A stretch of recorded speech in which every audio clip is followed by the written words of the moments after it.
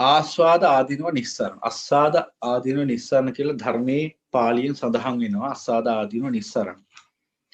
දැන් අපි මේ උතුම් වූ චතුරාර්ය සත්‍ය ධර්ම දේශනාව තුලින් හැමතිස්සෙම මතු කරන්නේත් ඒ කාරණාව තමයි. එතකොට බොහෝ සූත්‍රවල අස්සාද ආදීනව නිස්සරණ කියලා කොටස් තුනක් වශයෙන් විග්‍රහ වෙනවා. තවත් සමහර සූත්‍රවල උදයංගම, අත්ංගම, ආසාද ආදීනව නිස්සරණ යන ආදි වශයෙන් පියවර පහක් වශයෙන් සඳහන් වෙනවා.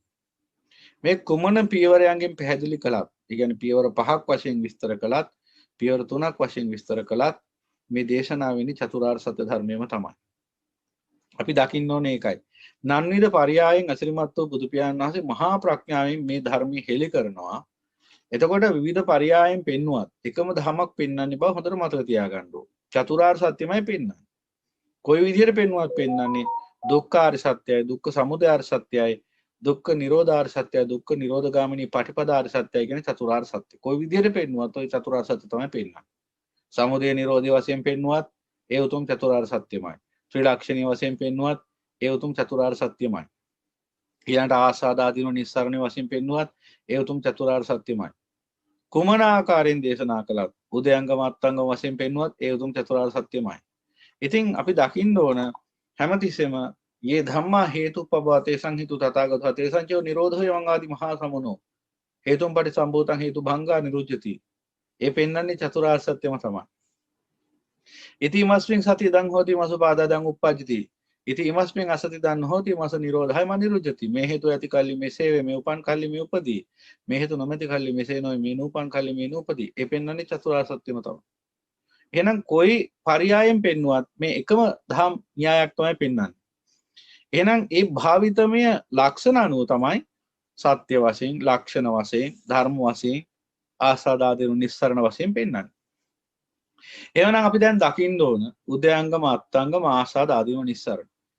බහුගිය දවසක අපේ පින්වත් ශ්‍රාවිකාවක් විවිධාකාර මේ නිදර්ශන සහිතව ත්‍රිපිටකයෙන් ගෙනහැර දක්වන්නා වූ සාක්ෂි සහිතව කියලා එවල තිබුණා ප්‍රශ්නයක්.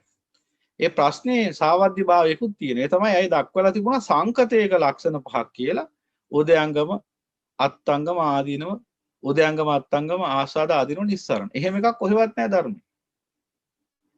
සංකතයක ලක්ෂණ පහක් බුදු පියාණන් වහන්සේ දේශනා කළා නේ. බුදු පියාණන් වහන්සේ දේශනා කළේ සංකතයක ලක්ෂණ තුනයි. උප්පාදෝ සංකත ලක්ෂණ, ඨිතස්ස අඤ්ඤතස්ස සංකත ලක්ෂණ, වායෝ සංකත ලක්ෂණ. ලක්ෂණ තුනයි සංකතයක තියෙන්නේ.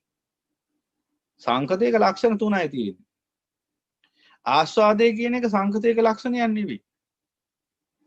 ආස්වාදය කියන එක හේතුන්ගේ ඵලයක් වශයෙන් ඒ මොහොතේදී සමුදය වෙන එකක්. මිසක් සංකතයක පවතින ලක්ෂණයක් නෙවෙයි ඒක. එහෙම ගත්තොත් එහෙම කිසිම දවසක නිස්සරණීය බලාපොරොත්තු වෙන්න බැරුව යනවා. මොකද මේ මෙතන පවතින කුමා හේතුඵල ධර්මයක්. සැප වේදනාව ඇති කල්ලි එහි තණ්හාව බැහැ ගන්නවා. යන් ලෝකේ පිය රූපං සාතු රූපං එත්තේසා තණ්හා උප්පජ්ජමාන උප්පජ්ජතිත නිවිසමාන නිවිසති.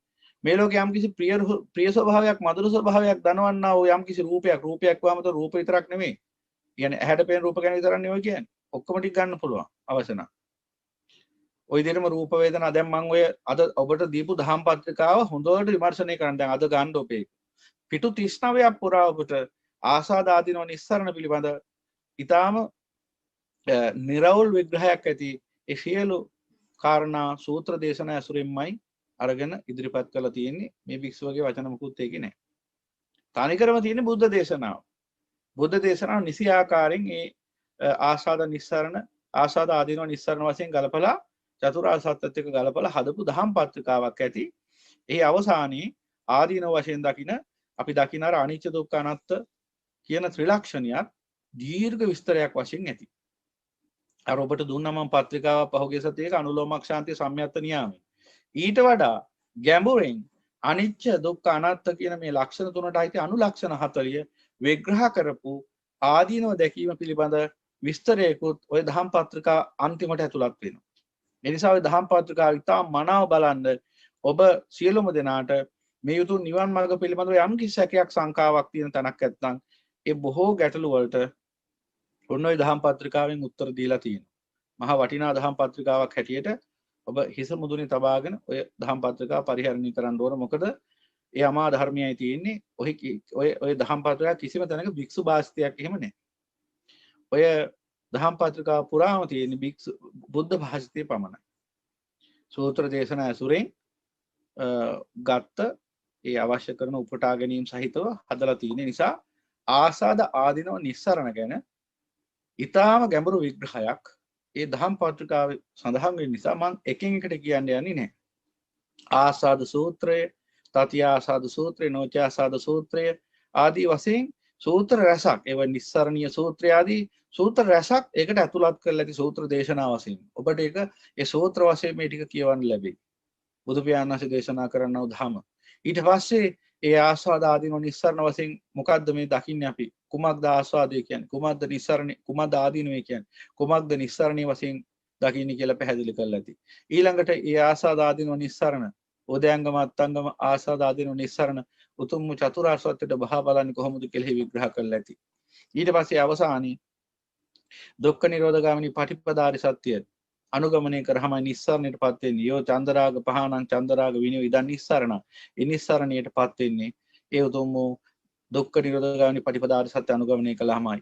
එහෙනම් ඒ මාර්ගය අනුගමනය කරන්නේ කොහොමද කියලා ලක්ෂණ 40කින් විස්තර කරලා ඇති.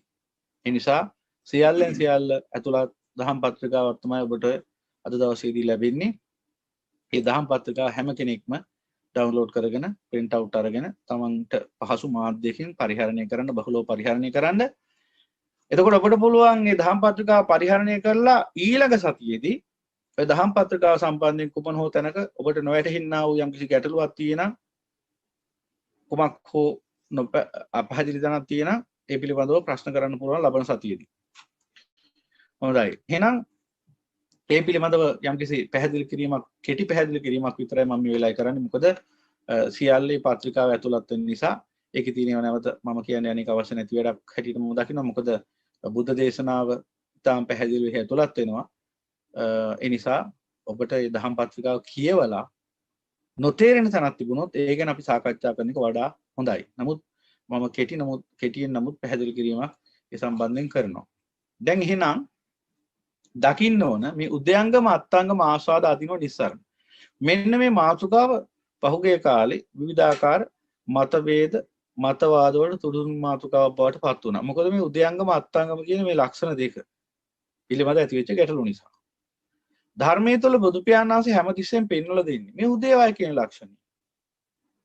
එහෙනම් මේ හටගත් එකක වෙනසලා යන එකක් නෙමෙයි පෙන්වලා තියෙන්නේ. හටගත් එකක වෙනසලා යන එක තමයි මරණීය වශයෙන් පෙන්වන්න තියෙන්නේ. මේ අත්ංගම කියන්නේ මරණීය නෙවෙයි. දැන් ඕනම දෙයකට මරණයක් තියෙනවා. එහෙනම් හටගත් යමක් මැරිලා යන අවස්ථාවක් තියෙනවා. හටගත් යමක් මැරිලා යනවා කියලා කියන්න දෙයක් නැහැ. ලෝකයා නොදන්න යථාර්ථයක් නෙවෙයි ඒක. හටගත් යමක් වැඩෙනවා කියලා කියන්න දෙයක්වත් නැහැ. ඒකත් ලෝකයා නොදන්න දෙයක් නෙවෙයි. එහෙනම් ලෝකයා නොදන්නේ මොකද්ද? ලෝකයා හැමතිස්සෙම දන්නේ නැති දේ තමයි කුමක් නිසාද, කුමක් හේතුවෙන්ද හටගත්තේ? එහෙම දන්නේ නැහැ.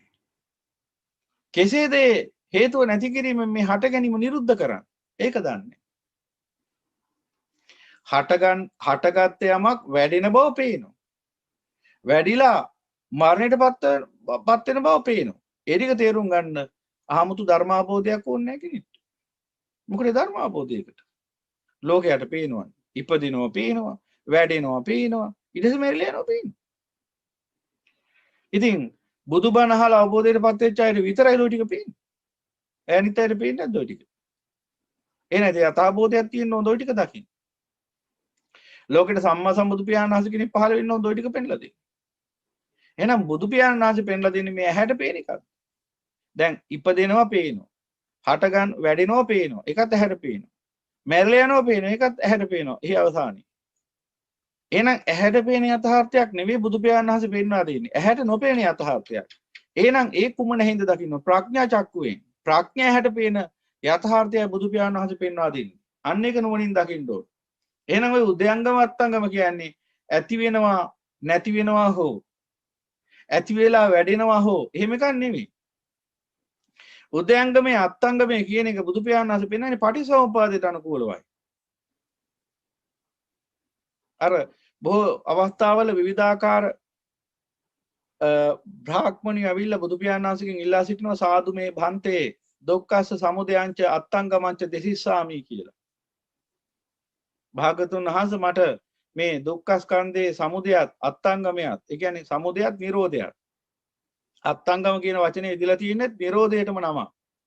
ඔබ සූත්‍ර ආරම්භ බලන්න දැන් මම ඔබට දීලා ඇති ඔය දහම් පත්‍රිකාව. ඒකේ ඕන තරම් ඔන්න ඔය කියන කාරණාව දකින්න හම්බෙයි. 아무තෙන් ආයෙ මම පැහැදිලි කරන්න දෙයක් නැහැ. එහෙනම් මේ උද්‍යංගම අත්ංගම කියන්නේ උදා වෙන සහ වය වෙන අවස්ථාව. උදා වෙන්නේ කෙසේද? වය වෙන්නේ කෙසේද? නිකම් උදා වුණාද? නිකම් වය වුණාද?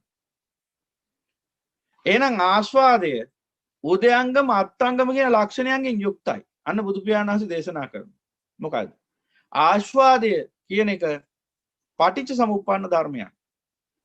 ආස්වාදයේ කොතනද හටගන්නේ පටිසමුප්පාදයට අනුව? ආස්වාදයේ හටගන්නේ පටිසමුප්පාදේ පස්සපච්චය වේදනා කියන අවස්ථාවේ. පටිසමුප්පන්න ආස්වාදේ. එහෙම නැතුව මේ ලෝකේ පවතිනක් නෙමෙයි. කියන්නේ ලෝකේ නිත්‍ය වශයෙන් පවතින එකක් නම් ආස්වාදය. එහෙනම් බුදු පියාණන් වහන්සේ සියල්ල අනිත්‍යයි කියලා ආස්වාදයෙන් නිත්‍යයි කියයිද? එහෙනම් ආස්වාදයත් ඒ මොහොතේදී හේතුඵල වශයෙන් සකස් වන ධර්මයක් මිසක් ආස්වාදයේ පටිසම්පන්න ධර්මයක් මිසක් ආස්වාදය කියන්නේ රූපයක හෝ සද්දයක හෝ ගන්ධයක හෝ රසයක හෝ ස්පර්ශයක හෝ ධර්මයක හෝ ආවේනික ලක්ෂණයක් නෙවෙයි. සංකතයක ලක්ෂණයක් නෙවෙයි ඒක. අන්න ඒක නුවණින් තෝරගන්න ඕන. දැන් මේ කවුරු හරි උපාසිකාව සූත්‍ර දෙකක නම් දාලා එවලා තිබුණේ සංකතයක ලක්ෂණයක් කියලා. දැන් ඇයිටම ආයි බලන්න මම කියන යෝජනා කරනවා කොහෙද මේ සංකතයක් සඳහන් වෙන්නේ කියලා. සංකත කතාවක් සඳහන් වෙන්නේ කොහොමද කියලා. මේක නුවණින් දකින්න පටිච්ච සමුප්පන්නයි සියල්ල. ආස්වාදය කියන්නේ අනිච්ච ධර්මයක්. ආස්වාදයේ හේතුන්ගෙන් සකස් වන ධර්මයක්. ආස්වාදයේ හේතු නිරෝධේ නිරුද්ධ වෙන ධර්මයක්. ආස්වාදයේ සංකතයි පටිසමුප්පන්නයි. සංකතයි කිව්වේ රාග දේශ මොහ නිසා හටගන්නක් ඒකයි සංකතයි කියනත. සංස්කාර මගින් සකස් කරන්නක් ආස්වාදය.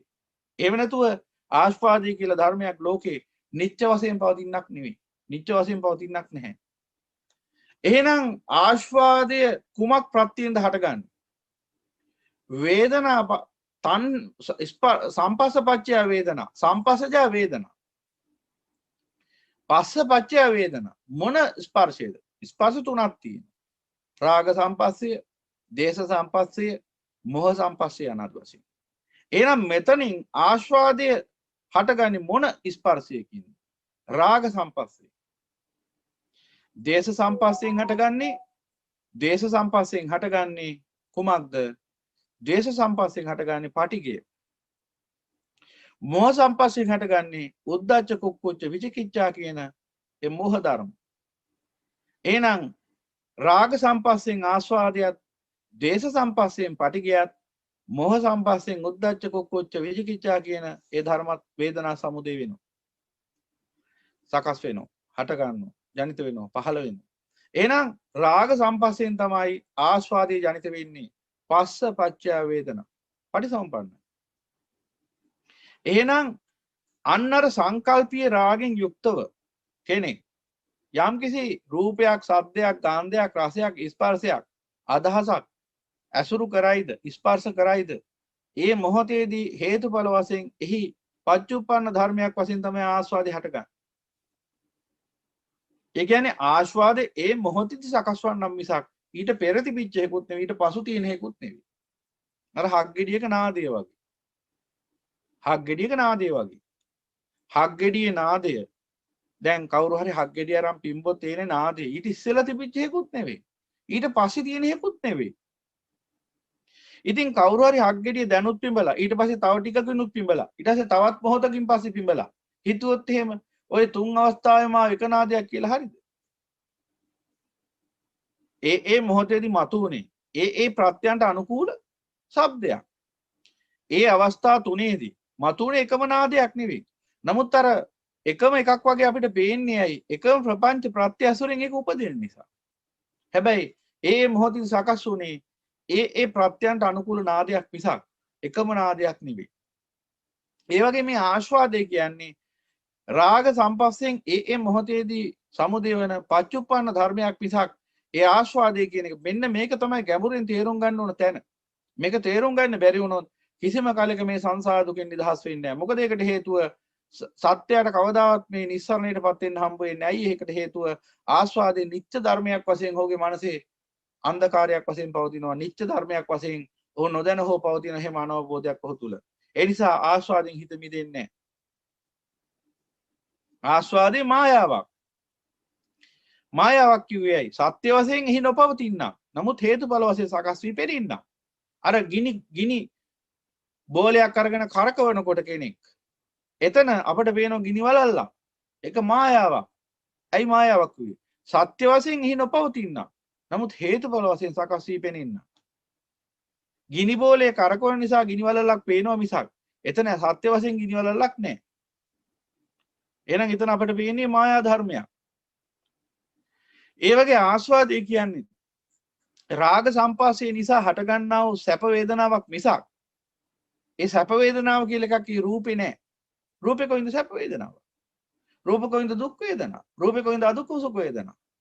නැත්නම් අපි හිතන් ඉන්නේ මොකද්ද? ඒ රූපේ සැප වේදනාව, දුක් වේදනාව, අදුක්ඛ සුඛ වේදනාව තියෙනවා කියලා. ඒ නිසා රූප සැප වේදනාව තියෙනවා කියලා හිතාගෙන රූපත් එක්ක ඇලෙනවා. දුක් වේදනා තියෙනවා කියලා හිතාගෙන රූපත් එක්ක ගැටෙනවා. අදුක්ඛම සුඛ වේදනා තියෙනවා කියලා හිතාගෙන රූප වලට මුලා වෙනවා. ඇලීමයි ගැටීමයි මුලාවයි. එහෙනම් ඇලීමයි ගැටීමයි මුලාවයි කියන මේ තුනම නිර්මාණය වෙන්නේ සත්‍යයේ අවිජ්ජා නිසා. රාග සම්පස්සේ නිසා ඇලීම සකස් වෙනවා. දේශ සම්පස්සේ නිසා ගැටීම සකස් වෙනවා. මෝහ සම්පස්සේ නිසා මුලාව සකස් වෙනවා. දැන් අපි ඔතනින් ගන්නේ රාග සම්පස්සේ. එහෙනම් උදයංගම කියන්නේ මෙන්න මේ ස්පර්ශ ප්‍රත්‍යයෙන් ආස්වාදය උදා වෙන අවස්ථාව. උදාවීමේ ලක්ෂණي උදයංගම. මේක හොඳට තේරුම් ගන්න ඕන. ගැඹුරු තැනක් මේක තේරුම් ගන්න බැරි වුණොත් ඒ සත්‍යයට ඒ කවුරු හරි බණ අසා අවබෝධයටපත් වන්නට නියමිත කෙනෙක් හෝ ඒ අය අසා තේරුම් නැත්නම් ඉතින් කොහොමද ඉතින් බෑ. ආස්වාද ආදීන නිස්සාරණ තේරුම් නැත්නම් ඒ අවස්ථාවට ළඟා වෙන්නේ නැහැ. ඒක තේරුම් ගන්න කුමන ප්‍රත්‍යයෙන් හෝ කුමන පරයයන් හෝ අවබෝධයෙන් ඕන මේ හේතුඵල ධර්මයක් බව. දැන් කාමයේ අනුකමද හේතුඵල ධර්මයක්. ඉතින් ආස්වාදය කියන්නේ. එතකොට ඒක හේතුඵල ධර්මයක් නොවේද? යමක සංකතයක ආස්වාදයක් පැනවුවොත් අපිට සිද්ධ වෙනවා එහෙනම් ඒ නිත්‍ය වශයෙන් මෙහි පවතිනක් කියලා රැවටෙන්නේ. ඒක තමයි ලෝකයට වෙලා තියෙන්නේ. ලෝකය එක තමයි රූප උපාදාන කරගෙන උපාදාන වෙලා අතරම කරගෙන ගියාම අපි සම්මුතිය කියන එහෙම. ලෝකයාගේ සිත්වලට ලෝක සත්‍යයාගේ හිත්වලට රූප උපාදාන වෙලා සද්ද ගන්ධ රස ස්පර්ශ ධර්ම උපාදාන වෙලා ඇලිලා තියෙන්නේ. ඇයි ඒ රූපවල සද්දවල ගන්ධවල රසවල ස්පර්ශවල ඒ අදහස්වල සැප ඇතේ කියන ඒ මුලාසහගත දෘෂ්ටි නිසා විපරීතය නිසා විපරීත දෘෂ්ටියක් විපරීත සංඥාවක් විපරීත චිත්තයක් පවතිනවා. අනිච්චේ නිච්ච සංඥා අනිච්චේ නිච්ච දිට්ඨි සංඥා චිත්ත විපල්ලාස. මේ විපල්ලාස නිසා තමයි ආස්වාදයක් ලෝකේ පවතිනවා කියලා දෘෂ්ටියකටපත් වෙන්නේ. ආස්වාදය හැමතිස්සෙම පටිච්ච සමුප්පන්නයි.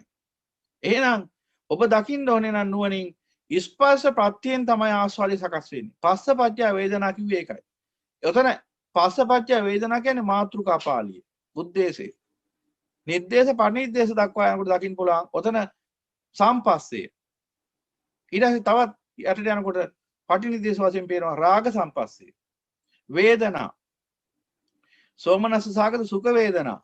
ආස්වාදී යංකෝ චක්කුම් පටිච්ච උප්පජ්ජති සුඛං සෝමනස්සං අයං චක්කුස ආසාදෝ යංකෝ ලෝකේ පටිච්ච උප්පජ්ජති සුඛං සෝමනස්සං අයං ආසාදෝ අයං ලෝකේ ආසාදෝ. ඉතින් ඔබට දහම් පත්‍රිකාව දීලා ඇති ඇති පදම් විමර්ශනය කරන්න එහි දහම් කාරණා ඇතුළත් කරලා ඇති ආස්වාදේ ආදීන නිස්සාරණ කියන්නේ කුමක්ද කියලා සියලු හේතු සාධක ඇතුව සූත්‍ර දේශනා ඇසුරින් විග්‍රහ කරලා ඇති නිසා ඒ ගැන ගොඩක් ගැඹුරට මම කියන්නේ නැහැ මේ වෙලාවේ.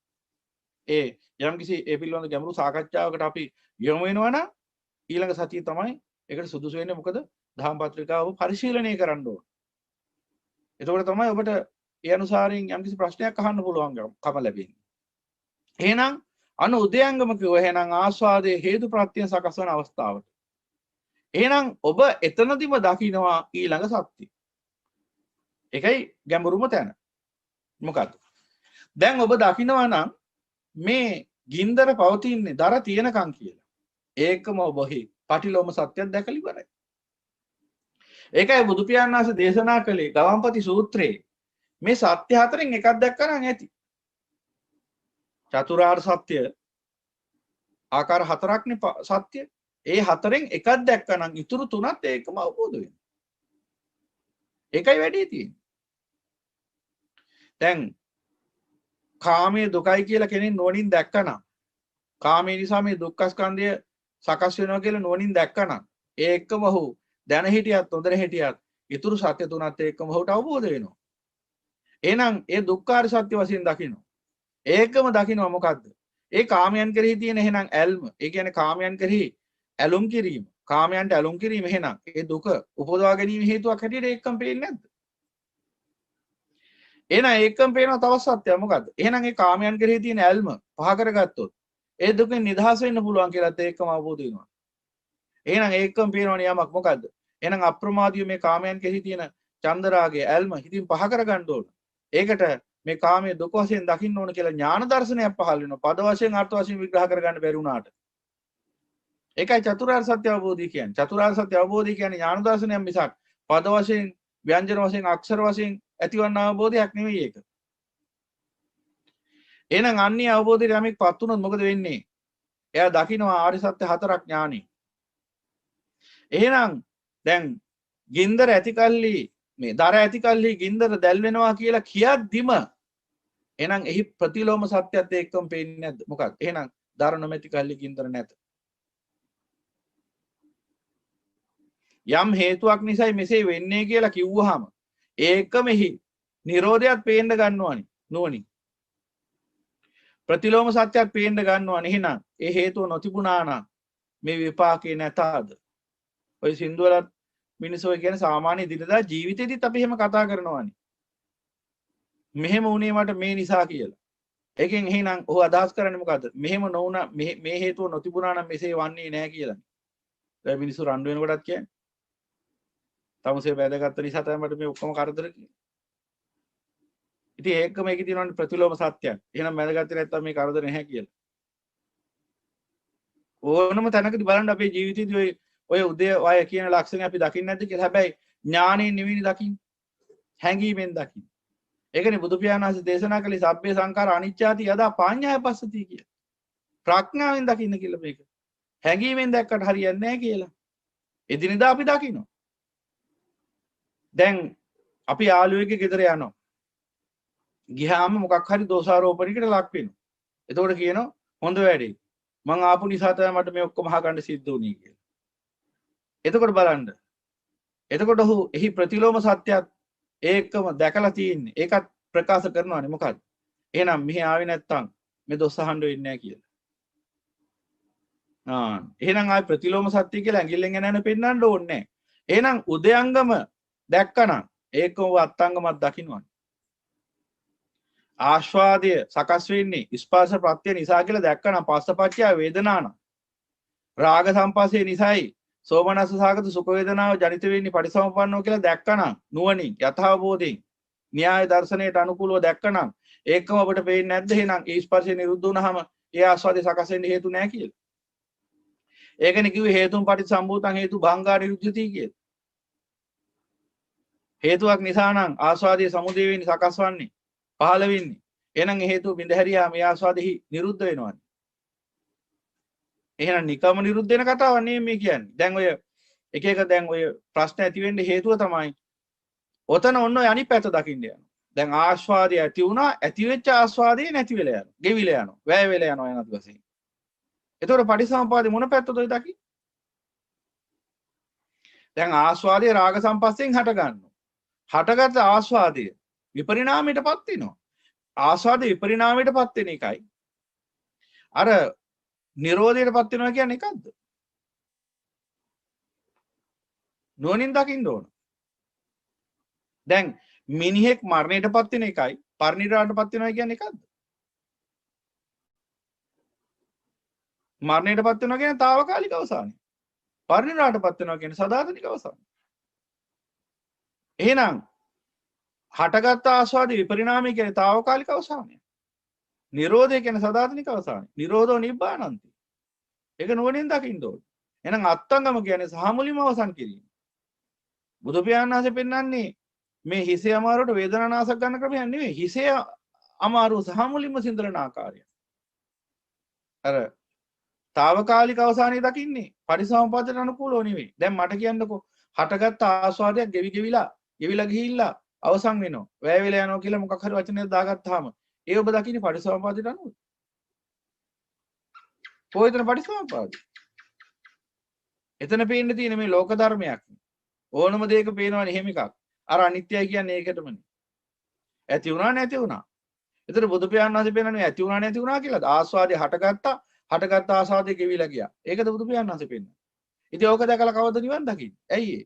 ඉතින් ගෙවිලා ගියාට මොකෝ ආස්වාදේ හටගන්න. ඉතින් ඒක සැපයිනේ. හැමදාම ඉන්න පුළුවන් සංසාරේ. කවදාවත් ගැලවෙන්නේ ඇයි ඒ? ඒ මායා ඒ ආස්වාදේ මායා ධර්මයක් කියලා පේන්නේ නැහැ. එතකොට හැමදාම ඒ පුද්ගලයා ආත්ම දෘෂ්ටි ශාස්ත්‍ර දෘෂ්ටියෙන් දැකලා තියෙන ආස්වාදේ. හැමදාම අන්තයකට බහගෙන දැකලා තියෙන ආස්වාදේ. ඒ කියන්නේ ආස්වාදේ ලෝකේ පවතිනක් කියලා උ රැවටිලා ඉන්නේ. එතකොට කොහොමද හිත මිදෙන්නේ එකෙන්?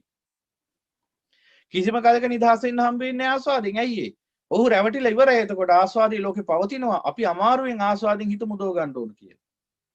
මේ බුදු පියාණන් වහන්සේ පෙන්වුවේ ආයසෙන් දත කාලා. නිදහස් වෙන ක්‍රමයක් දෙහෙමන් නැත්තම් අවබෝධයෙන් අත්හැරෙන ක්‍රමයක්. ඒ කියන්නේ බලෙන් අත්හරින්න ඕන ක්‍රමයක් දෙහෙම නැත්තම් අවබෝධයෙන් අත්හැරෙන ක්‍රමයක් බුදු පියාණන් වහන්සේ දේශනා කරා. අන්න ඒක නුවණින් දකින්න. එහෙනම් ආස්වාදී උන්වහන්සේ පෙන්වන්නේ මේ හටගත් ආස්වාදික ගෙවි යන කතාවක් නෙමෙයි. හටගත් ආස්වාදී ෂේ වෙන කතාවක් නෙමෙයි. උන්වහන්සේ පෙන්වන්නේ මේ ආස්වාදී පටිසමුප්පන්නයි. සම්පස්සපච්චය වේදනා. සම්පස්සපච්චය වේදනා නැත්නම් සම්පස්සජා වේදනා. සම්පස්සෙන් ජනිත වන වේදනාව. රාග සම්පස්සෙන් ජනිත වන වේදනාවටයි සෝමනස්ස සාගත සුඛ වේදනා හැවත් ආස්වාදී කියන්නේ. එහෙනම් ඒක නම් මම නැවත නැවතත් මේ කියන්නේ අයි. ඔතන තමයි දෘෂ්ටියක් ඇති කරගෙන ඉන්නේ. ඊළඟ අත්ංගමයි කියන්නේ එහෙනම් එතකොටම වෙහි අත්ංගමයක් දකින්න. අත්ංගම කියන්නේ බුදු පියාණන් සමුදයංච අත්ංගමංච. අත්ංගම කියන්නේ නිරෝධයටම නමක්. අරන් බලන ධර්මයේ දැන් ඔබට මම දෙනවා පිටු 29ක දහම් පත්‍රිකාවක්. ඒකේ අරන් බලන්න සූත්‍ර දේශනාවල නම් එක්කම තියෙනවා. අත්ංගම කියන්නේ මොකක්ද කියලා. ආයි තර්කවාද මුකුත් අවශ්‍ය නැහැ. අත්ංගමේ එහෙනම් ඒකම දකින්න. එහෙනම් ඔබ දකින්නවා උදයංගමය යනු රාග සම්පස්යෙන් ආස්වාදී ජනිත වීම නම් එහෙනම් අත්ංගම යනු ඒ රාග සම්පස්සේ නිරෝධ වීමෙන් ආස්වාදේ නිරුද්ධ වීමයි කියලා. එතකොට තමයි යථාර්ථය පේන්න ගන්නෙ. එතකොට තමයි අර හිතේ තියෙන මායාව අවසන් වෙන්න පටන් ගන්නෙ. එතකොට තමයි පේන්නේ එහෙනම් මෙච්චර කාලයක් ලෝකෙ පස්සේ හඹාගෙන ගිහිලා තියෙන්නේ රූප ශබ්ද ගන්ධ රස ස්පර්ශ ධර්ම සැපයි කියලා සිත තුළම පැවතිච්ච මෙන්න මේ සංකල්පීය රාගය නිසා බව. සංකල්පීය රාගෙන් රූප ඇසුරු කරාම තමයි රාග සම්පස්සේ සකස් වෙන්නේ. ඒ රාග සම්පස්සේ නිසා උපදින්නා වූ වේදනාව තමයි ආස්වාදය කියන්නේ. එහෙනම් රාගෙන් ලෝක ස්පර්ශ වුණාම සකස් වනා වේදනාවටයි රාග සම්පස්සජා වේදනාවට ආස්වාදය කියන්නේ. එහෙනම් යම් දවසක ඔබේ හිත ඒ රාගයේ ප්‍රහාණයටපත් කරලා පිරිසිදු හිතින් රාගය නිරුද්ධ වෙච්ච විරාගසිතකින් ඒ රූපයම ඒ ලෝකෙම ස්පර්ශ කරපු දවසට ඔබට පේන්නේ රූපයක් විතරයි. දිත්තේ දිත්තමත්තම් භවිෂ්‍යති වෙනවා. දැකීමකට සීමා වෙනවා. ආරම්මන විඥානන ලක්ෂණ චිත්තං අරමුණක් දැනගන්නා වූ ලක්ෂණයකට සීමා වෙනවා දැනීම. හැබැයි එතෙන්ට එකපාරටම ඉන්න බෑ එකයි වැඩි තියෙන්නේ. මොකද ඒ මට්ටම් වල රාග දේශ මොහ අනුසයන් තියෙනකන් එකපාරට මෙතෙන්ට එන්න පුළුවන් කමක් නැහැ කිසිම කෙනෙක්ට. ක්‍රමානුකූලව එතෙන්ට එන්නේ. ඇවිල්ලා පූර්ණ වුණ දවසටයි අරිහත් ඵලය කියන්නේ. එහෙනම් ඔබ නුවණින් දකින්න ඕන මේ රාග සම්පස්සේ ඇති කල්ලි තමයි ආස්වාදේ සකස් වෙන්නේ. එදාට ඔබට එදාට ඔබේ හිත නිස්සාරණයටපත් වෙනවා. මෙච්චර කාලයක් අනන්ත සංසාරේ ඉඳලා මායя ගහපු ගැටේ ඔන්න ඕකයි. ඔන්න ඔතන තමයි අපිට සංකල්පී රාගය ගැන බහුලව කතා කරන්න සිද්ධ වෙන තැන. ඔතන ওই රාග සම්පස්සේ කියන්නේ මොකද්ද? සංකල්පී රාගෙන් ස්පර්ශ වෙන තැන. සංකල්පී රාගය කිව්වේ මොකද්ද? කාමය, සංකප්ප රාගෝ පුරිසස්ස කාමෝ. දැන් බලන්න එකිනෙකා සම්දිට්ඨිකෝ තමන් තුළින් ධර්මයේ දකින්න. දැන් තමන්ට ඇහැට රූපයක් මුණ ගැහෙනවා. මේ මුණ ගැහෙන හැම රූපයක් පාසාම ඔබට ආස්වාදයක් දැනෙන්නේ නැහැ. එහෙනම් ඔබට යම්කිසි ආස්වාදයක් ජනිත කරන රූපයක් මුණ ගැහෙනවා. එහෙනම් අපි බලන්න ඕන ඒ රූපය ඔබට ආස්වාදයක් දැනුනේ ඇයි? ඒ කියන්නේ රූපය දැකීමෙන් ඔබේ හිතේ සෝමනස්ස සහගත සුඛ වේදනාවක් සතුටු සහගත සැප වේදනාවක් සැප වින්දනයක් ඇති වුනේ ඇයි? කුමක් නිසාද? ඒ රූපෙ දිවිච්ච එකක්ද ඒක? ධර්මයේ නොදකින්නා තාක්කල් අපිට හිතෙන එක රූපෙ දිවිච්ච එකක් කියලා. ඒ නිසා ඒ රූපේ ලං කරගන්නේ රූපේට ඇලෙන්නේ බැඳින්නේ මගේ කරගන්නේ. එන රූපේ නෙමෙයි ඒක තිබුණේ. එහෙනම් කොහෙද තිබුණේ මේක? ඔබ නුවණින් බලන්න සම්දිට්ඨිකව තමන් තුළින් දැන් ධර්මයේ දකින්න පටන් ගන්න කොහොමද? තමන්ට යම්කිසි රූපයක් මුණ ගැහුණා මේ රූපේ සැප වශයෙන් පෙනුනේ ඇයි කියලා නුවණින් බලන්න ඕන දැන්. ඇයි සැප වශයෙන් පෙනුනේ? ඇයි සැප වශයෙන් දැනුනේ? ඇයි සැප වශයෙන් ස්පර්ශ වුනේ? ඒ මුණ ගැහුණා වූ විපාක රූපය හා සම්බන්ධ නැත්නම් මේ රූපය පිළිබඳ යම්කිසි සංකල්පීය රූපයක් තමන්ගේ චිත්තාභ්‍යන්තරේ සකස් වෙලා තියෙනවා. සංකල්පීය රාගයේ වශයෙන් ඇසුරු කරන්නට වටිනවා මෙබඳු රූපයක්. අවිජ්ජාවෙන් තමයි සමුදය වුනේ. තෘෂ්ණාවෙන් තමයි සමුදය වුනේ. අවිජ්ජා තෘෂ්ණා දෙකෙන් තමයි සමුදය වුනේ රූපත්. සංකල්පීය රූපයක් තියෙනවා. මෙන්න මේ හැඩතල තියෙන, මෙන්න මේ ලක්ෂණ තියෙන, මෙන්න මේ වර්ණ සටහන් තියෙන මෙබඳු ආකාරයේ රූපයක් ඇසුරු කිරීම සැපයි කියලා. අර ඉස්සෙල්ලා කිව්වා වගේ අර කුඩා කාලේ ඉඳලා බහැගත්තා වූ නාම රූප වලින් තමයි ඒක සකස් කරන්නේ. දැන් සකස් කරලා දෙනවා හිත විසින් මෙන්න මෙබඳු රූපයක් ඇසුරු කිරීම තමයි සැප ලැබීමක් කියලා කියන්නේ. මෙබඳු රූපයක් ඇසුරු කරන්න ලැබුණා නම් සැපයි. ඒ නිසා තමයි 10 දිනක් ගත්තොත් 10 දිනා 10 ආකාරයක රූප වලට කැමති වෙන්නේ. 10 දිනාට සැප උපදින්නේ 10 ආකාරයක රූප දැකීමෙන්. රූපය තුල සැප තියෙනම් 10 දිනාටම එකම රූපය දැක්කහම එකම විදිහට සැප දැනෙන්න ඕන. එක්කෙනෙක් එක රූපයක් දැක්කහම සැප දැනෙන්නත්, තව කෙනෙක්ට ඒ රූපයම දැක්කහම දුක දැනෙන්නත් හේතුව මොකද්ද? එහෙනම් සැපයි දුකයි කියන දෙක මේ රූපේ නෑනේ. එහෙනම් සංකල්පය වැරද්දන්නේ මෙතන තියෙන්නේ. මේ නුවණින් හොඳට තේරුම් ගන්න ඕනේ මේ ව්‍යසනෙන් ගැලවෙන්න නම්. එහෙනම් සංකල්පීය රාගය කියේ මොකද්ද? ඔන්න ඔය කාමී. එහෙනම් මොකද්ද වෙන්නේ මෙතන? අර කාලාන්තරයක් තිස්සේ අර විදිහට පංච උපාදානස්කන්ධ ක්‍රියාවලිය තුලින් සකස් වුණා වූ දත්ත වලින් සකස් වෙලා තියෙන හිතේ මෙන්න මෙබඳු රූප, මෙබඳු ශබ්ද, මෙබඳු ගන්ධ, මෙබඳු රස, මෙබඳු ස්පර්ශ, මෙබඳු අදහස්. සැප රූප ශබ්ද ගන්ධ රස සැප රූප ගන්ධ සැප රූප ශබ්ද ගන්ධ රස ස්පර්ශ ධර්ම වශයෙන්. ඒ කියන්නේ බාහිර ආරම්මන වශයෙන් සකස් වෙලා තියෙනවා. මෙන්න මේවා තමයි සැප. ඊට පස්සේ මොකද වෙන්නේ? ඒව තමයි සොයන්නේ හිත. මොහොතක් පාසා. ඔය හොයන්නේ හතරති. චක්කුද්්වාරයෙන් බඳු රූප හොයනවා. සෝතද්්වාරයෙන් එකද අවිජ්ජා පත්‍ය සංඛාරා කිව්වේ. දැන් චක්කුද්්වාරයෙන් නිකන් ඉන්න බෑ. දැන් අර සංකල්පී රාගය ක්‍රියාත්මකයි. දැන් මොකද වෙන්නේ? ඒ සංකල්පී රාගයෙන් හිත මෙහෙවන්න පටන් ගන්නවා. එතකොට මොකද වෙන්නේ? චක්කුද්්වාරයෙන් බඳු රූප සොයනවා. සෝතද්්වාරයෙන් බඳු ශබ්ද සොයනවා. ගානද්්වාරයෙන් බඳු ගන්ධ සොයනවා. ජීවහද්්වාරයෙන් බඳු රස සොයනවා. කායද්්වාරයෙන් බඳු ස්පර්ශ සොයනවා. මනෝද්වාරයෙන් බඳු අදහස් සොයනවා. ඒකට කියනවා අපි ජීවිතය අත්විඳිනවා කියලා. විඳින්න නොවේ මොකද විඳවන්න නොවේ විඳින්නයි කියන මේ ජීවිතේ. විඳින්න වෙන්නේ මරණින් පසුයි. විඳවන්න වෙන්නේ. විඳවන්න නොවේ විඳින්නයි කිව්වනේ නේද? දැන් විඳින්න පස්සේ විඳවන්න. ඒකයි ක්‍රමේ. අර අපේ නායක හාමුදුරු කිව්ව දේ. සැප විදියට තමයි දුක එන්නේ. ඉතින් ඒක නිසා මුලදී විඳිනවා පස්සේ විඳවනවා. මොකද යථාර්ථය එකවරම පේන්නේ නැහැනේ. සැප කියලා වෙස්මුණක් දාගෙන දුක එනවා. ඉතින් වෙස්මුණට රැවටිලා අපි විඳින්න යනවා. පස්සේ විඳවනවා. හොඳට. ඕක තමයි සංසාරය කියන්නේ. ඕක තේරුම් ගත්තේ නැත්නම් ඉදිරියට තියෙන විඳවන්නම විතරයි. විදීමක් නෑ කොහෙවත්. විඳනනම් විඳි දුකක් විතරයි. තිබ්බං දුක්ඛං පච්චන භූතං තිබ්බං පච්චන භූතං ව්‍යාසනම් පච්චන භූතං එවං දීඝරත්තං ඕ භික්කවේ.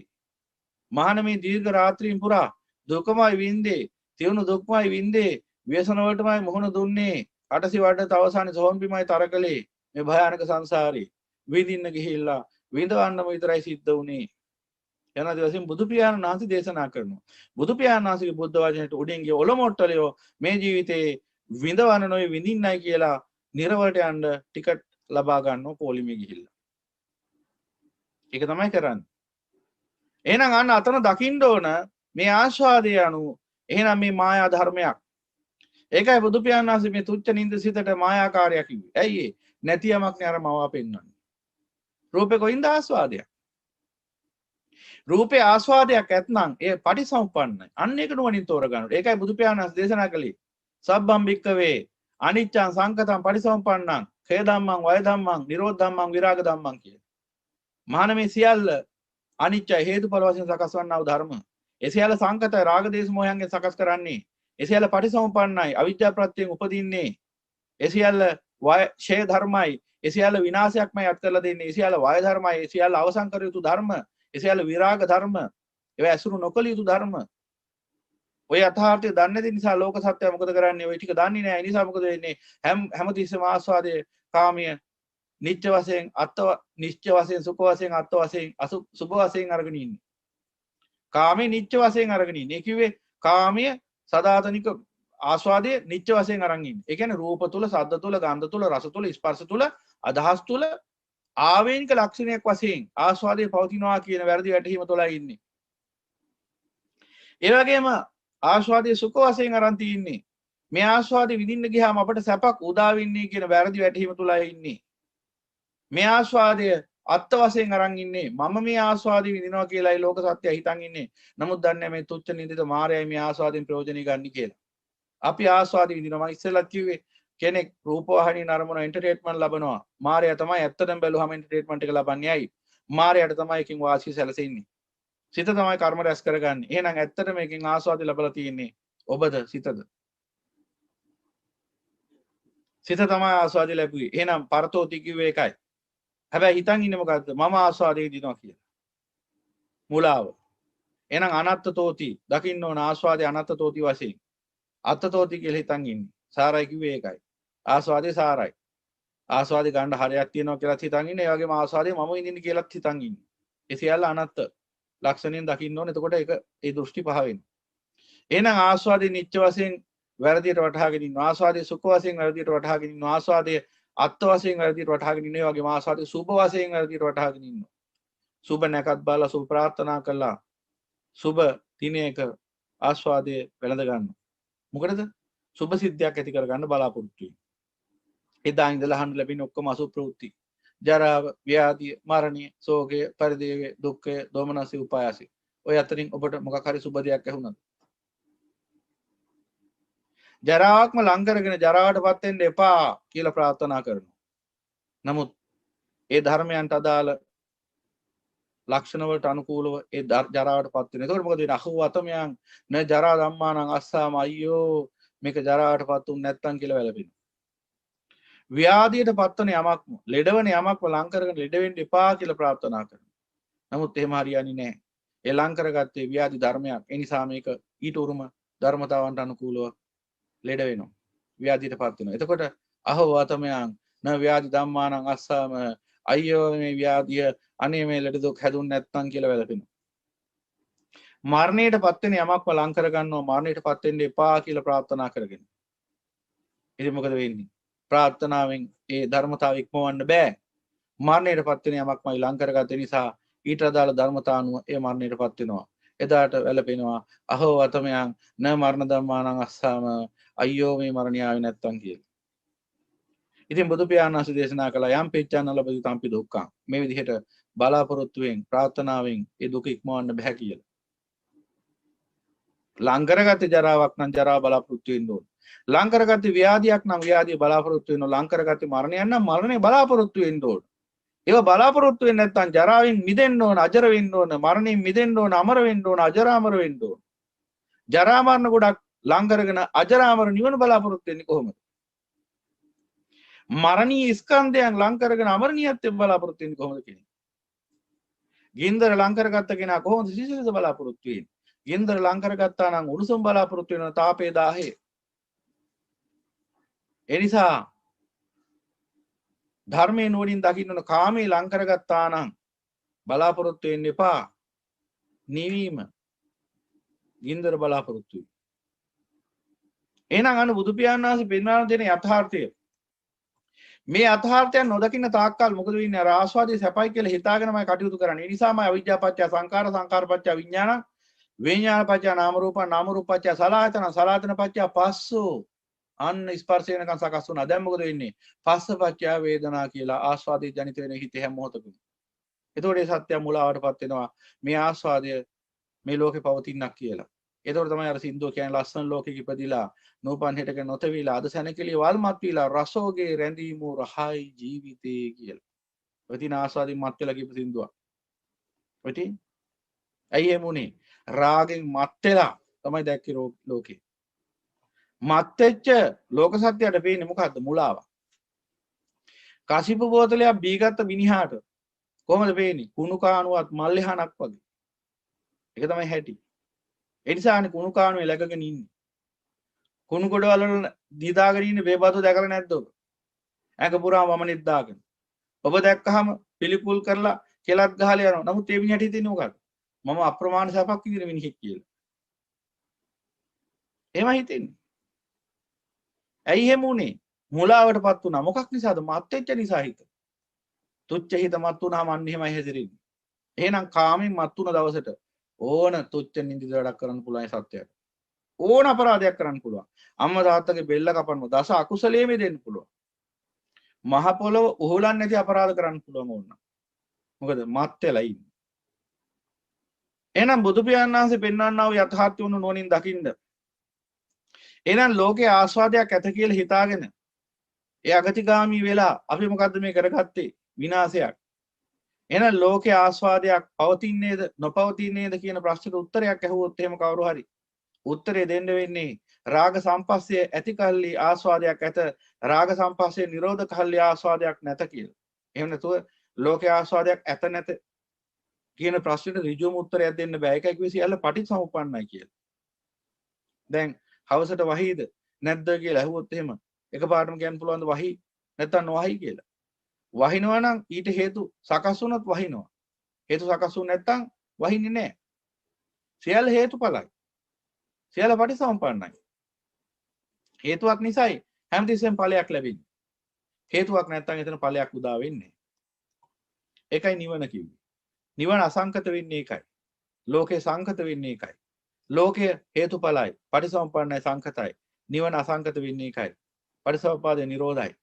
පරිසම්පාදේ නිරෝධ වෙච්ච තැනක සංකතයක් නෑ, අසංකතයි. නිවන හේතුඵල ධර්මයක් නෙවෙයි. ඒකයි නිවන හේතුඵල වශයෙන් පෙන්වන්න බැරි. නිවන අසංකතයි කිව්වේ ඒකයි. හේතුඵල සියල්ල සංකතයි. එහෙනම් නුවණින් දකින්න ඔබ එහෙනම් ආස්වාදයේ කුමක ඵලයක්ද? රාග සම්පස්සේ ඵලයක්. එහෙනම් එහෙම කිව්ව ගමන්ම ඔබ ඥානවන්තයෙක් නම් ඔබට හි වය පේනවා. වය පේනවා. මොකද වය? රාගය නිරෝධ වීමෙන් එහෙනම් එහෙම නැත්නම් රාග සම්පස්සේ නිරෝධ වීමෙන් ආස්වාදේ නිරුද්ධ වෙන බව. දැන් මම අර පුංචි උදාහරණයක් කියන්නම්. එක මිනිසෙක්ගේ ගෙයක් ගිනි ගන්නවා. මේ මිනිසයා එළියට පැනලා කෑ ගහනවා. ගේ ගිනි ගන්නෝ කියලා. එච්චරයි කිව්වේ. එළියට පැනලා මේ මිනිසයා කෑ ගැහුවා. අපි තුන් ගේ කතාව අයින් කරමුකෝ. ගින්නක් ගින්නක් ගින්නක් කියලා කෑ ගැහුවා. දැන් ඔබට පේනවද උතන උදේ වය? උතන පේනවද ඔබට පණිවිඩ දෙකක්? හැබැයි පාවිච්චි කළ එක වචනයයි. ගින්නක් කියලා කියද්දිම ඒ පුද්ගලයා ඥානාර්ථයෙන් ප්‍රකාශයක් කරනවා ඒ ගින්න නිවා දමන්න කියලා. ඒකයි ගින්නක් කියලා කෑ ගහන්නේ. එහෙනම් එතන ගින්නක් කියන පදෙන් අදහස් කළේ විනාශයක් ඇරඹිලා කියලා. එහෙනම් ඒ පදේ ඇතුළෙම නැද්ද ඒ විනාශය අවසන් කරන්න කියන පණිවිඩෙත්? ඔව් ගින්නක් කියලා කෑ ගහන්නේ මොකටද? අන්නේ ගින්න නිවා දමන්න කියන අර්ථයෙන්. නැත්නම් මොකටද ගින්නක් කියලා කෑ ගහන්නේ? ගේ ගිනි ගන්නකොට. ඉතින් අමුතුවෙන් ආයේ ගින්නක් කියලා කියන්න ඕනේ. ඇස් තියෙන ලෝකයට පේනවනේ ගින්නක් කියලා. කෑ ගහන්නේ මොකටද ගින්නක් කියලා? ඒ ගින්න නිවා දමන්න ඕන නිසා. එහෙනම් ඔහු ගින්නක් කියන පදෙන් අදහස් කරන්නේ ගින්න නිවා දමන්න කියන පණිවිඩය දෙන්නේ. එහෙනම් දැන් දැක්ක නේද ඔබ? එහි සමුදය පෙන්නවා. ඒකම ඥානිය තියෙන කෙනාට එහි නිරෝධයත් පේනවා. එහෙනම් ගින්න නිවා දමන්න ඕන ඉක්මනින්. එහෙනම් බුදු පියාණන් වහන්සේ ආස්වාදය දුක වශයෙන් පෙන්වුවාම ආය අමුතුවෙන් කියන්න ඕනේ නැහැ ඇඟිල්ලෙන් ඇල්ල එහෙනම් ඒ ආස්වාදය නිරුද්ධ කරන්න කියලා. බුදු පියාණන් වහන්සේ කාමයේ ගින්දරක් වශයෙන් පෙන්වුවාම ආස්වාදයේ ගින්දරක් වශයෙන් පෙන්වුවාම ආය ඥානිය තියෙන පුද්ගලයාට ඇඟිල්ලෙන් ඇල්ල කියන්න ඕනද ඔය ගින්න නිවා ගන්න කියලා. දැන් අර පුද්ගලයා ගේ ගිනි ගන්නකොට ගින්නක් ගින්නක් කියලා කෑ ගහනකොට ඔය ගමේ ඉන්න අවුරුදු 2 3 පොඩි යවුණු. ඒ වගේම මන්ද බුද්ධික ළමයෙක් දෙන්නෙකුත් ඉන්නවා. ඒ වගේම තරුණ පිරිසකුත් ඉන්නවා. දැන් ඔතනින් කවුද ඔකට දුවගෙන යන්නේ? අර තරුණ පිරිස විතරයි. අවුරුදු 2 3 පොඩි එකා යන්නෙත් නැහැ. අවුරුදු අර මන්ද බුද්ධික දරුවා යන්නෙත් නැහැ. ඇයි ඒ දෙදෙනාටම තේරුන්නේ නැහැ ගින්නක් කියන එකේ අර්ථය. ඥානාර්ථය. මොකද්ද මේ කුමකටද මේ ගින්නක් කියන පදයෙන් මොකද්ද මේ ගින්නක් කියන පදයෙන් දෙන්න පණිවිඩය අදහස කියලා තේරුන්නේ නැහැ. හැබැයි තරුණ පිරිසට වැටහුණා. ඒ නිසා වුන් වතුර ඒ ගෝණි ඒ ගින්න නිවන්න අවශ්‍ය කරන කලමනාත්තරගෙන තමයි දීුවේ. ආන බල. එහෙනම් ඒ කියන්නේ මොකද්ද? ආස්වාදයේ දැන් ආස්වාදයේ පිළිබඳවත් ඔන්න ඔය ආකාරයෙන් නුවණින් දකින්න ඕනේ. එහෙනම් රාග සම්පස්යෙන් ආස්වාදය හට ගන්නවා. ඒ හට ගන්නා ආස්වාදයේ දුකක් වශයෙන් පෙන්නලා දුන්නාම එහෙනම් ඒ එක්කම ඉන්න ඕන අදහසක්. එහෙනම් ඒබඳු ආස්වාදය හට ගැනීමට ඉඩ හැරීම නෙමෙයි කළ යුත්තේ හට නොගන්න තැනට කටයුතු කිරීමයි කියලා. ඒ කියන්නේ සමුදය පිණිස නෙමෙයි කටයුතු කළ යුත්තේ. එහෙනම් නිරෝධය පිණිසයි කටයුතු කළ යුත්තේ කියලා එකම ඥාණයෙන් තීරණයක් එනවා. එහෙනම් සමුදය පෙන්වුව ගමන් නැත්තම් උදයංගමේ පෙන්වපු ගමන් එහි අත්ංගමයට ඔබට පේන්න ගන්නවා. ඒ නිසා අන්න උදයංගම අත්ංගම කිව්ව එහෙනම් පස්සපච්චය වේදනා උදයංගම පස්ස නිරෝධෝ වේදනා නිරෝධා අත්ංගම. දැන් ওই දෙක විතරක් දැක්කට මදි. ඔන්න ගැඹුරු තැනක්. ওই දෙක විතරක් දැක්කට මදි. නිස්සරණේ වෙන්නේ නැහැ ওই දෙක දැක්කට. ඇයි ඒ? උදයංගම වෙනවා ආස්වාදයේ රාග සම්පස්සේ. අත්ංගම වෙනවා රාග සම්පස්සේ නිරෝධේ. හැබැයි ওই ටික දැක්කට මදි. ওই ටික දැක්කට ආස්වාදයේ නිරන්තරයෙන් උදා වෙනවා. ඇයි ඒ? රාගානුසය එදිලා තියෙන නිසා. එහෙනම් හිතේ රාගානුසය එදිලා තියෙන තාක්කල් සම්පස්සේ සිද්ධ වෙන සම්පස්සේ සපජ්ජා වේදනා හේවත් ආස්වාදයේ සකස් වෙනවා. එහෙනම් ওই විදිහට යනකොට ආස්වාදයෙන් නිස්සරණය ලබන්න පුළුවන් ඉන්නේ කොහොමද? එහෙනම් ඒ උදා වෙන ආස්වාදේ දැන් උදයංගම වශයෙන් හට ගන්නා ආස්වාදයක් තියෙනවානේ. අන්න බුදු පියාණන් වහන්සේ දේශනා කරනවා මහාන ආස්වාදී වශයෙන් දකින්න. දැන් ආස්වාදයක් නොතිබුණා නම් බුදු පියාණන් වහන්සේ අහනවා ආස්වාදයක් නොතිබුණා නම් සත්‍යය මේක ඇලෙනවද කියලා. ඒ සූත්‍ර දේශනාව ඔබට ඔක්කොම ඔය දාම් පත්‍රිකාව ඇතුළත් කරලා තියෙනවා. නෝච අසාදු සූත්‍රය එහෙම. ආස්වාදයක් නොතිබුණා නම් සත්‍යය ඇලෙනවද ඒකට? ආස්වාදී සතුටක් වින්දනයක් නොතිබුණා නම් සැපක් නොතිබුණා නම් ආස්වාදී ඇලෙනවද සත්‍යය? නෑ. එහෙනම් ආස්වාදී සෝමනස්සාගත සුඛ වේදනාවේ යම්කිසි වින්දනයක් තියෙනවා විඳීමක් තියෙනවා. එහෙනම් උදයංගමේ අත්ංගමේ දැක්කපමණින් කෙනෙක් ආස්වාදයෙන් නිදහස් වෙනවද? නෑනේ. ඇයි ඒ? අත්ංගමයට හිත යොමු වෙන්නේ නැහැ. කුමක් හේින්ද? උදයංගමේ සැපයිනේ.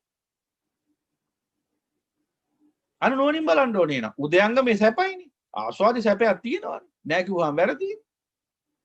නැත්තම් මොකටද ආස්වාදී කියන්නේ? ආස්වාදී සැපයක් තියෙනවා. එහෙනම් ඊ ආස්වාදය තුලින් නිස්සරණය වෙන්නේ කොහොමද? ඒ කියන්නේ ආස්වාදයෙන් නිදහස් වෙන්නේ කොහොමද? අන්න ඒකට මොකද කරන්න ඕන? දැන් උදයංගමේ දැක්කා. රාග සම්පස්යෙන් ආස්වාදී උදා වෙනවා කියලා දැක්කා. ඊළඟට ඒකම අමුතුවෙන් පෙන්ලා දුන්නේ නැතත් ඥානවන්තයන් නම් අත්ංගමයට ඒකම පේන. එහෙනම් රාග සම්පස්යෙන් නම් ආස්වාදී උදා වෙන්නේ. රාග සම්පස්ස නිරෝධයෙන් ආස්වාදී නිරුද්ධ වෙනවා කියලා. එහෙනම් අන්න උදයංගම අත්ංගම ආස්වාද දැක්කා. දැන් ওই තුන දැක්කට මදි. අයි ওই තුන දැක්කට මදි කියන්නේ. ඔය කාරණා තුන දැක්ක පමණින් කෙනෙක්ගේ හිත නිස්සරණයටපත් වෙන්නේ ආස්වාදී නිදහස් වෙන්නේ නැහැ. එහෙනම් තව මොකක්ද දකින්න ඕන? දැන් දකින්න ඕනේ මේ උදා වෙන ආස්වාදයේ ආදීනෝ ටික. අන්න ආදීනෝ දකින්න ඕන. ආදීනෝ දකින්නකොට අන්න අනිච්ච ලක්ෂණය ඔස්සේ දකින්න ඕන. ලක්ෂණ 9ක් වශයෙන්. දැන් ඔබට දීලා තියෙන විස්තර කලිනුත් දහම් පත්‍රිකාවයි වගේම දැන් අදත් දෙනවා දහම් පත්‍රිකාවක්. ඒ අන්නේ දහම් පත්‍රිකාවේ ලක්ෂණ 40න් විග්‍රහ කරලා තියෙනවා. ආයේ අහන්නවත් ප්‍රශ්නයක් ඉතුරු වෙන්නේ නැහැ. හරියට බැලුවොත්. කොහොමද ආස්වාදේ අනිත්‍ය වශයෙන් දකින්නේ කියලා ඔන්න ඔබට අද දින දහම් පත්‍රිකාවේ අර කලින් පත්‍රිකාවට වඩා විස්තරාත්මකව ඇති. ඊළඟට ආදීනෝ දකින්නේ කොහොමද ආස්වාදේ? ලක්ෂණ 9ක් වශයෙන් අනිත්‍ය ලක්ෂණේ දකින්න ඕන. ඊළඟට දුක්ඛ ලක්ෂණ 25ක් වශයෙන් කොහොමද ආස්වාදේ ආදීනෝ දකින්නේ කියලා විස්තරාත්මක විග්‍රහයක් එහි ඇති. පුළුවන් තරම් විස්තරයක් ඇතුළත් කරලා ලැබිච්ච කාල වේලාව අනුව තව ඉදිරියට බලාපොරොත්තු වෙන මීටත් වඩා ගැඹුරු විස්තරයක් සහිත වටිනා දහම් පොතක් නිර්මාණය කරන්න. හැබැයි ඒක මගෙන් අදද හෙටද කිය අහන්න එපා. ඒකට කාලය ඕන. ඒකට ජීවත් වෙලා හිටියොත් අවස්ථාවක් උදා වුණොත් ඔබට හේතු තිබුණොත් ඒ පොත ඔබේ අතටපත් වේවි. නැතිවොත් කරන්න දෙයක් නැහැ. නමුත් දැන් ඔය මේ දෙන දහම් පත්‍රිකාවේ පුළුවන් තරමක් දුරට අනිච්ච දුක්ඛ අනාත්ම ත්‍රිලක්ෂණي අර අනුලෝමක් ශාන්තිය සම්යත්ත න්යාමයේ දහම් පත්‍රිකාවේ තියෙනවට වඩා විස්තරාත්මකව අනිච්ච දුක්ඛ අනාත්ම විග්‍රහ කරලා ඇති ලක්ෂණ 40ක් වශයෙන්. ඒ නිසා දැන් ඔබ දකින්න ඕනේ දැන් උද්‍යංගමයේ අත්ංගමයේ ආස්වාදය දැක්කට මදි. නිස්සරණේ වෙන්නේ නැහැ. නිස්සරණේ වෙන්නේ නම් මොකද වෙන්නේ? කියන ආස්වාදයෙන් නිදහස් වෙන්නේ නැහැ හිත. ওই ටික දැක්කට මදි. ওই ටික දැක්කට මදි. ආස්වාදේ තමයි හිත යන්නේ. එහෙනම් ආස්වාදයේ හිත යන ස්වභාවය නතර කරගන්න.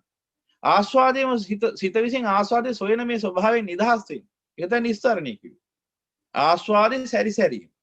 ආස්වාදයේ සැරිසැරීමෙන් නිදහස් වෙන්න ඕන. මිදෙන්න ඕන. එහෙනම් දැන් මොකද කරන්න ඕන? ආස්වාදේ ආදීනව දකින්න ඕන. අනිච්ච වශයෙන්, දුක්ඛ වශයෙන්, අනාත්ම වශයෙන්. අන ත්‍රිලක්ෂණයට අනුකූලව දකින්න ඕන ආස්වාදේ ආදීනව. දැන් ඒක දහම් පත්‍රිකාවේ තියෙන නිසා මම එකකට කියන්න යන්නේ නැහැ. තේරුමක් නැහැ නේ අපරාධයක් කාලේ එතකොට. එහෙනම් අන්නේ ආකාරයෙන් අනිච්ච දුක්ඛ අනාත්ම ත්‍රිලක්ෂණයට අනුකූලව අර ආස්වාදයේ ආදීනව දකින්නකොට මොකද්ද වෙන්නේ? අන්න නිස්සරණයටපත් වෙනවා. නිස්සරණය කියන්නේ අවසන් ඵලය. මොකද නිස්සරණය? ඒ ආස්වාදයෙන් නිදහස් වෙනවා හිත. ඒ ආස්වාදයෙන් හිත නිදහස් වෙනවා. ඒ ආස්වාදයෙන් හිත නිදහස් වෙනකොට මොකද වෙන්නේ? යෝ චන්දරාග විනයෝ චන්දරාග පහනං ඉදන් නිස්සරණං. අන්න ආස්වාදයේ කෙරෙහි විදි චන්දරාගේ ක්‍රමානුකූල හිතින් දුර වෙලා යනවා. චන්දරාගේ හිතින් දුර වෙලා යනකොට මොකද්ද වෙන්නේ? ඔන්න බලන්න වෙන වැඩේ. චන්දරාගේ හිත ආස්වාදයේ කෙරෙහි තියෙන චන්දරාගේ හිතින් නිදහස් වෙනකොට චන්දරාගේ දුරු වී යනකොට මොකද්ද වෙන්නේ? චන්දරාගේ කිව්වේ සංකල්පී රාගයටම නම. තවත් සුද්ධ සිංහලෙන් කිව්වොත් එහෙම නෙක්ඛම්මය කියන්නේ කාමෙන් වෙන්වීම. නෙක්ඛම්මයේ තමයි කිව්වේ චන්දරාග ප්‍රහාණය කියලා වෙන එකක් නෙවෙයි. චන්දරාගය කියන්නේ පොදු මාතෘකාව. සංකල්පී රාගය කියන්නේ පුද්ගලික මාතෘකාව. අර පංචස්කන්ධය කියන්නේ පොදු මාතෘකාව. පංච උපාදානස්කන්ධය කියන්නේ පුද්ගලික මාතෘකාව. අන්න ඒ වගේ.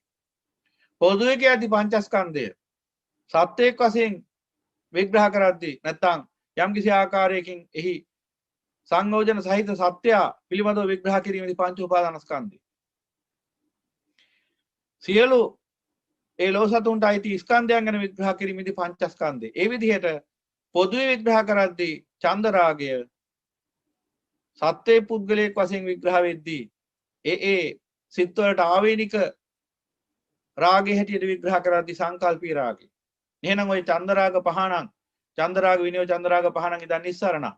ඔය චන්දරාගයේ ප්‍රහාණී කියන්නේ සංකල්පී රාගයේ ප්‍රහාණීමයි කියන්නේ කාමෙන් වෙන්වීම එහෙමත් නෙක්ඛම්මයමයි.